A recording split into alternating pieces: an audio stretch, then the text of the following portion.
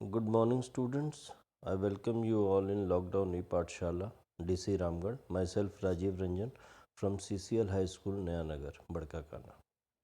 Students, today I would take up a poetry from class 10th, and the name is The Ball Poem, and the poet of this poem is John Berryman. John Berryman was an American poet who was born in 1914 and lived till 1972. Famous for his work, which primarily deals with emotions, expression, feelings, and any psyche and particular psyche of human being. He is famous for that. इंसान की feelings, emotions और psychology को study करना और उसके बारे में लिखने के लिए ये फेमस थे. बच्चों पर भी इन्होंने लिखी है और ये कविता भी बच्चों पर ही है. The poem is The Ball Poem. Something little bit about the poem. In this poem, there is a child, maybe 2.5 or 3 years. छोटा बच्चा है. जैसा कि हम सब जानते हैं कि बच्चों को सबसे प्यारी चीज़ बॉल होती है और we can say it's a universal toy. दुनिया में सभी बच्चों को बॉल तो पसंद आती ही होगी. इसके लिए भी सबसे कीमती और सबसे अजीज़ चीज़ जो थी वो बॉल थी, जिसको ये पोजेस करता था. ये समझता था कि ये इट्स माय प्रॉपर्टी और उसी के साथ वो दिन रात खेलता रहता था. बट अनफॉर्चुनेटली वो गुम हो जाती है और उसके बाद इस बच्चे की क्या फीलिंग्स होती है, क्या इमोशंस होते हैं, how he tackles with this situation, इसी के बारे में इस कविता में बताया गया है bye John Berryman. Poem starts after when boy loses it's ball. Ball जब गुम हो जाती है उसके बाद से ये पोएम स्टार्ट होती है. The ball poem, let's start by John Berryman. What is the boy now who has lost his ball. Poet कहता है वो बच्चा कहाँ है, मैं उससे मिलना चाहता हूँ. Who has lost his ball, जिसकी गेंद गुम हो गई है. बिकॉज आई नो हिम, मैं जानता हूँ उसे. What what is he to do, अब वो क्या करेगा. वॉट हिल डू, उसकी गेंद तो गुम हो गई है. दिन रात खेलता रहता था, सुबह से शाम खेलता रहता था. एंड आई एम विटनेस, मैं इसका गवाह हूँ. मैंने देखा है उसको खेलते हुए. आई सॉ इट गो, और मैंने देखा ये भी है कि बॉल उसकी पानी में चली गई, समुद्र की लहरों में चली गई खेलते खेलते. आई एम विटनेस, मैंने देखा है. Merrily bouncing down the street and then merrily over. मैं हमेशा देखता था खुशी खुशी, मैरिली खुशी खुशी बाउंसिंग, बॉल को उछालता हुआ, टपकाता हुआ वो इसी स्ट्रीट से गुजरता था.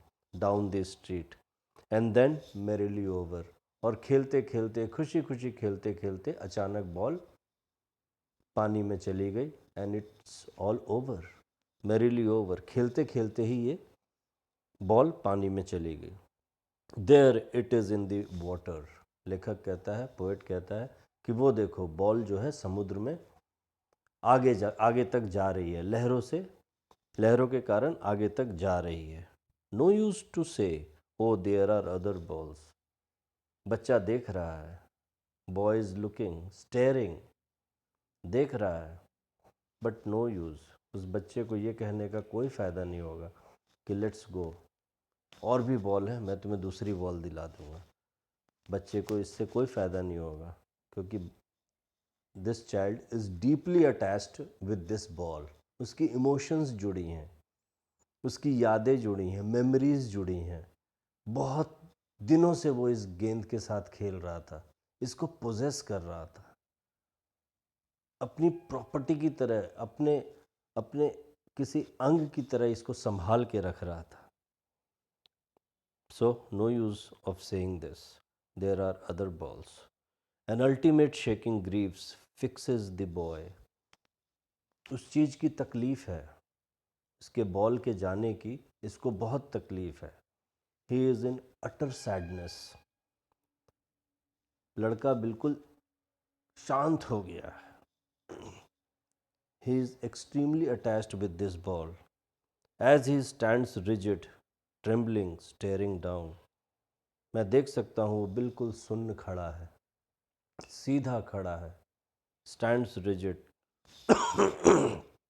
Trembling, now he is trembling, क्योंकि उसको डर है कि इन लहरों में आगे तक बॉल चली जाएगी और ये शायद फिर कभी आएगी नहीं, मेरे पास कभी वापस नहीं आएगी।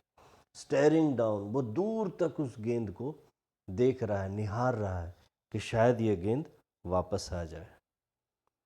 All his young days into the harbor where his ball went. I have seen this young boy playing all his young days. कुछ महीनों से लगातार मैं इसको देख रहा हूँ, इसी हार्बर, इसी सी शोर में आकर रेत पर ये रोज खेलता था। आज इसकी गेंद पानी में जा रही है। I would not intrude on him, लेकिन आज मैं इसको कुछ नहीं कहूँगा, क्योंकि आज ये सदमे में है, क्योंकि ये आज इसकी और बॉल के बीच की बातें हैं। मैं इसको डिस्टर्ब नहीं करूँगा। मैं कुछ भी कहूँगा बच्चे को अच्छा नहीं लगेगा। सो आई विल नॉट इंटरप्ट, मैं बीच में नहीं जाऊँगा। आई विल नॉट इंटरूड, मैं कुछ संतावना, कुछ कंडोलेंस देने की भी मैं कोशिश नहीं करूँगा।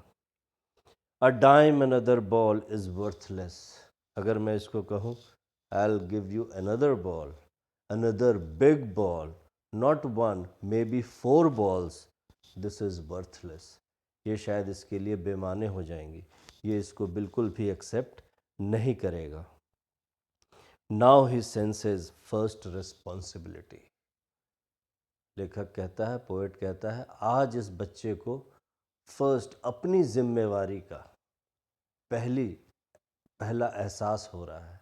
आज इसको लग रहा है कि वो गेंद मेरी थी, in my possession, I was possessing that ball, it was my responsibility, उसको देखना, उसकी हिफाजत करना मेरी जिम्मेवारी थी।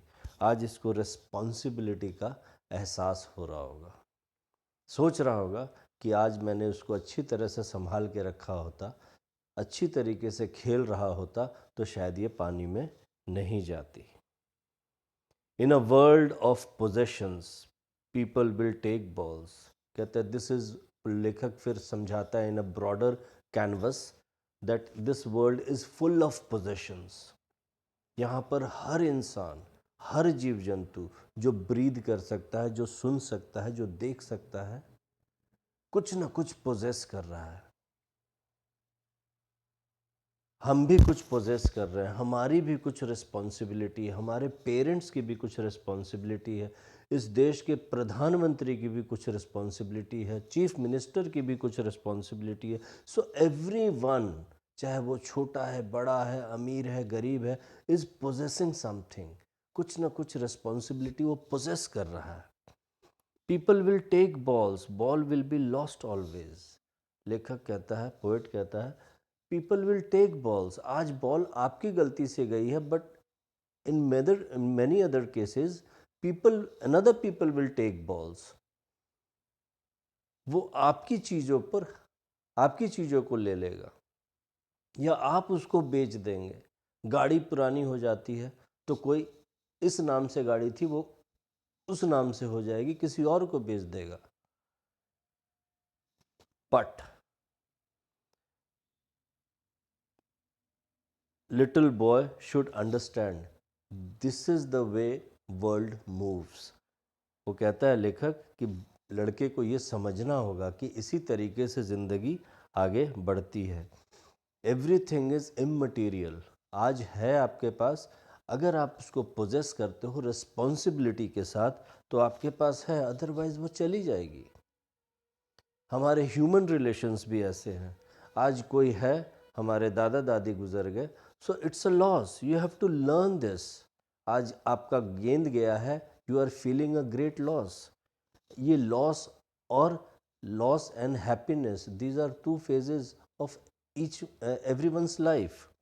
Little boy should understand, poet कहता है। And no one buy a ball back, और कोई किसी को वही गेंद खरीद के नहीं देता। सपोज किसी के फैमिली में किसी की डिमाइस हो जाती है, तो you cannot compensate by giving his life back, वो कभी कोई नहीं दे सकता। आपको अपने आप को तैयार करना पड़ेगा कि how to live up with this loss. इस लॉस के साथ हमको कैसे दोबारा से खड़ा होना है। No one buy a ball back, वो जो चली गई कोई आपको वही चीज़ खरीद के नहीं दे सकता। You can buy a new one, you can buy a better one, but not the same one. Money is eternal. लेखक बताता है, समझाता है कि पैसे से आप बहुत सारी चीज़ें खरीद सकते हो, बट मनी इज़ एटर्नल। आज वो पैसा आपके पास है, आज अगले दिन किसी और के पास चला जाएगा, परसों किसी और के पास चला जाएगा, फिर घूम के आपके पास आ जाएगा। सो इट्स अ मूवेबल थिंग, वो कभी भी एक जगह नहीं रहेगा। मनी इज़ एटर्नल, सर्वव्यापी। ही is learning, poet is pretty काम, वो बहुत संतुष्ट है इस मामले में कि this boy is learning very सून, ये इस चीज़ को समझ रहा है। Well behind his desperate eyes, और ये सारी चीज़ें, ये एक लेसन को ये समझ रहा है अपनी आंखों से देखते हुए कि what happens if loss takes place. अगर कुछ नुकसान आपके साथ हो जाता है, आज इस गेंद का हुआ है, कल फैमिली का भी हो सकता है, कल रिश्तेदार का भी हो सकता है, परसों प्रॉपर्टी का भी हो सकता है, तो how you will cope up with this kind of losses. He is learning very soon, this boy is learning the epistemology of loss. यहाँ एपिस्टोमोलॉजी से मतलब है द साइंस ऑफ लॉस।